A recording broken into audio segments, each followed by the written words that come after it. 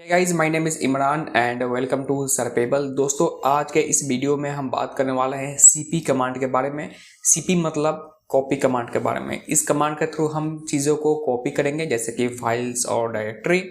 तो चलिए इस बारे में हम थोड़ा डेफिनेशन देखते हैं कि ये क्या है और ये कैसे काम करता है, फिर इसके बाद हम इसका डेमो देखेंगे। Okay, the CP command in Linux is used to copy files and directories from one location to another। तो बेसिकली जो cp कमांड है इसे हम इस्तेमाल करते हैं किसी एक लोकेशन से किसी दूसरे लोकेशन में फाइल को या फिर डायरेक्टरी को कॉपी करने के लिए।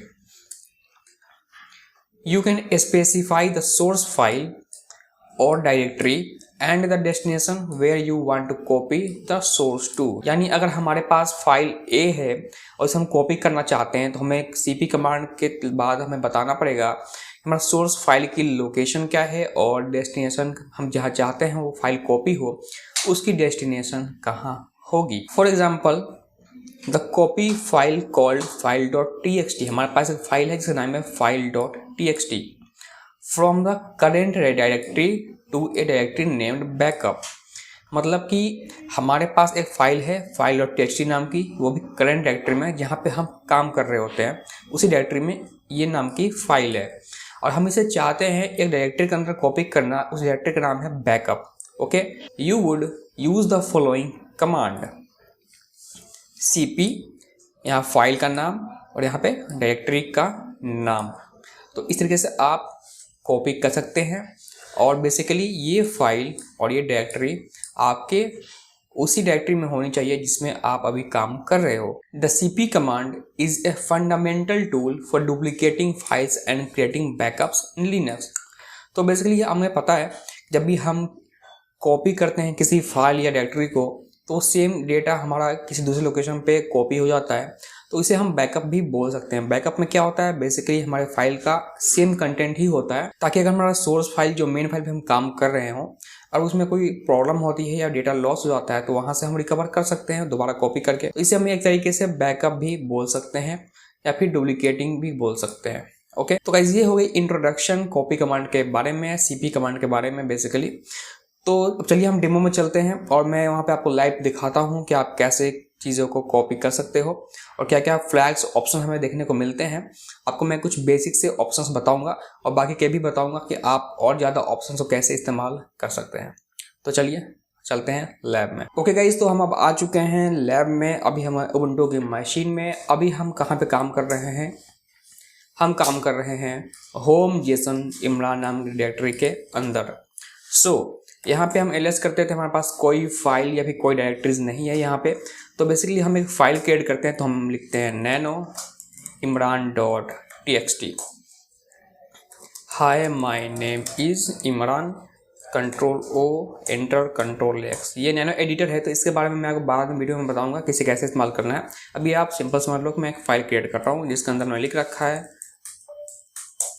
हाय my name is Imran. Okay, हम एलएस करते हैं तो हमारे पास एक फाइल है। अब हम चाहते हैं इस फाइल को कॉपी करना, तो सिंपल कॉपी का जो कमांड है वो है cp स्पेस फाइल का नाम, उसके बाद डेस्टिनेशन, हम इसे कहाँ कॉपी करना चाहते हैं। तो अगर हम इसी जगह पे कॉपी करना चाहेंगे तो हम यूज़ करेंगे डॉट। डॉट का मतलब होता है करेंट डायरेक्टरी।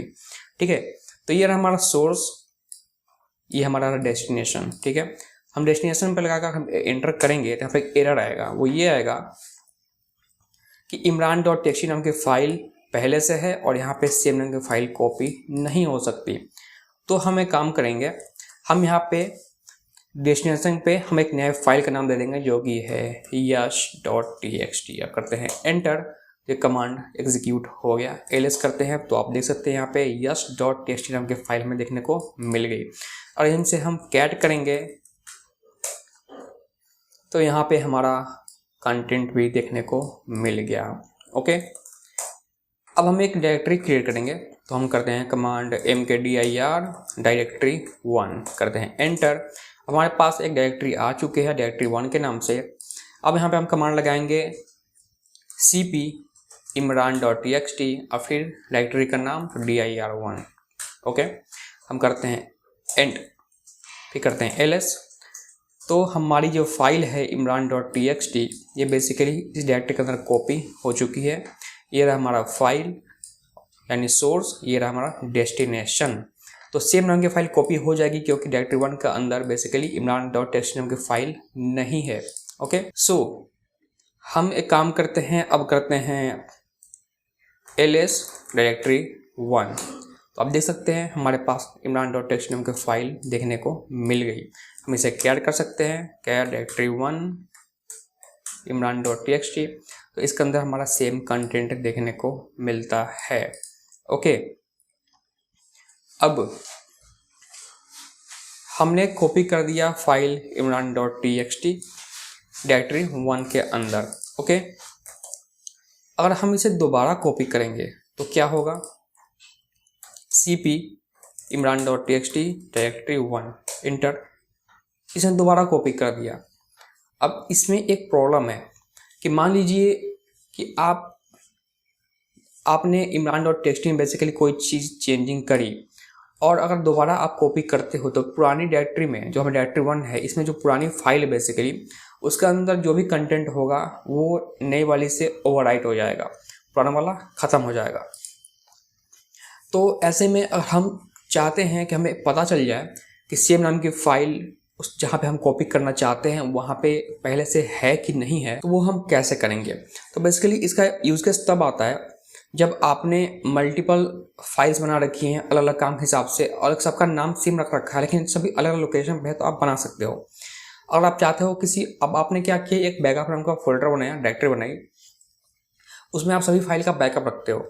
तो वैसे में क्या होगा कि मल्टीपल फाइल्स बनी होंगी फाइल 1 के नाम से, अगर आप कॉपी करते हो तो पुराना वाला ओवरराइट होते जाएगा, जिससे कि आपका डेटा लॉस हो जाएगा क्योंकि बाकी सारी फाइल भी डिलीट हो जाएंगी, ओवरराइट हो जाएंगी, क्योंकि फाइल तो एक जगह लोकेशन पे एक ही नाम की एक ही होती है। सो इसके लिए कमांड है cp-i imran.txt डायरेक्टरी 1। जब हम -i यूज़ करेंगे तब क्या होगा, यहाँ पे हमें एक प्रॉम्प्ट आएगा, इसमें पूछा जाएगा ओवरराइड का कि imran.txt है डायरेक्टरी 1 के अंदर पहले से अवेलेबल है, क्या आप ओवरराइड करना चाहते हैं। और आप लिखोगे यस, ये ओवरराइड कर देगा, और आप लिखोगे नो तो ये ओवरराइड नहीं करेगा, कॉपी नहीं करेगा। तो फॉर कंफर्मेशन कि आप जहाँ पे डेस्टिनेशन पे जहाँ पे फाइल कॉपी करना चाहते हो वहाँ पे पहले से उस नाम की फाइल अवेलेबल है कि नहीं, उसको चेक करने के लिए आप cp के बाद -i का इस्तेमाल कर सकते हो। और अगर आप देखना चाहते हो कॉपी हम कमांड जब यूज़ करते हैं तो चीज़ें कैसे कॉपी हो रही हैं बेसिकली, तो आप उसको हाइफन के बाद v लगा सकते हो यानी वर्बोस, जिससे आपका टर्मिनल पर प्रिंट होगा कि क्या चीज़ें कैसे काम कर रही हैं। इसके बारे में मैंने पिछली वीडियो में आपको अच्छे से समझा रखा है। ओके, तो हम इंटर करते हैं और हम करते हैं यस। तो अब देखिए यहाँ पे आउटपुट भी आ गया कि imran.txt की फाइल है वो डायरेक्टरी 1 के अंदर जाके इस नाम से सेव हो गई। ओके, चलते हैं अब नेक्स्ट कमांड की तरफ, नेक्स्ट ऑप्शन की तरफ। उसके लिए हमें थोड़ा काम करना पड़ेगा, जो कि हमें डायरेक्टरी को थोड़ा मिटानी पड़ेगी। तो हम करते हैं rm-r स्टार। अब हम काम करेंगे, हम 2 डायरेक्टरी क्रिएट करेंगे। सबसे पहले एक डायरेक्टरी क्रिएट करते हैं, तो हम लिखते हैं mkdir डायरेक्टरी 1, फिर करते हैं एंटर ls cd डायरेक्टरी 1। इसके अंदर हम फाइल बनाते हैं जो कि है nano file1.txt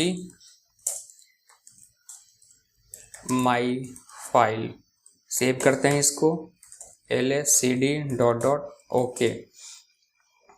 तो अगर अब हम यहाँ पर चेक करें बेसिकली तो आप देख सकते हैं डायरेक्टरी 1 के अंदर एक फ़ाइल है जिसका नाम है file1.txt।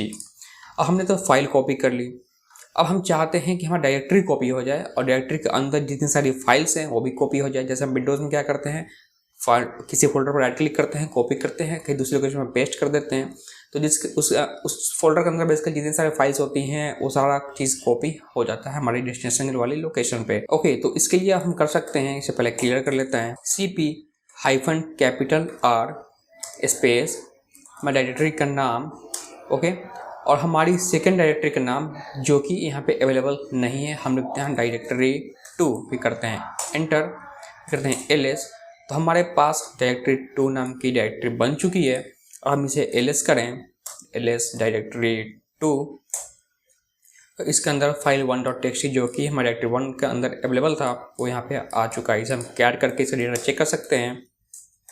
डायरेक्टरी 2, तो हमारे पास सेम नाम का डेटा आ चुका है, यानी जो डायरेक्टरी 1 था ये कॉपी होके डायरेक्टरी 2 बन चुका है और इसके अंदर वो सारी फाइल्स आ चुकी हैं। अब यहाँ पे एक और चीज़ समझने वाली है, यहाँ पे हमारे पास डायरेक्टरी 2 नाम की डायरेक्टरी पहले नहीं थी। अभी मेरे पास डायरेक्टरी 2 नाम की डायरेक्टरी है। तो अगर सेम कमांड अब आप यूज़ करते हो बेसिकली cp-r डायरेक्टरी 1 डायरेक्टरी 2 अब एंटर करते हो, तो हम जाते हैं डायरेक्टरी 2 के अंदर, तो यहाँ पे डायरेक्टरी 1 ही उठ के इसके अंदर चली गई, कॉपी हो गई। तो इसे हम एक बार और अंदर जाते हैं, यहाँ पे फाइल है कैट फाइल 1.txt, यहाँ पे फाइल हमें देखने को मिल गई। तो बेसिकली इसका कहने का मतलब यही है कि हमारे पास एक डायरेक्टरी है डायरेक्टरी 1 के नाम से, लेकिन डायरेक्टरी 2 के नाम से डायरेक्टरी नहीं है या फिर किसी और नाम की डायरेक्टरी नहीं है। तो बेसिकली अगर डायरेक्टरी नहीं होगी तब तो डायरेक्टरी कॉपी हो जाएगी, उसके अंदर फाइल कॉपी हो जाएगी। अगर डायरेक्टरी पहले से उस नाम की होगी तो हमारी जो डायरेक्टरी 1 है वो डायरेक्टरी उस डायरेक्टरी के दूसरी डायरेक्टरी के अंदर कॉपी हो जाएगी, फिर उसके बाद उसके अंदर फाइल्स होंगे।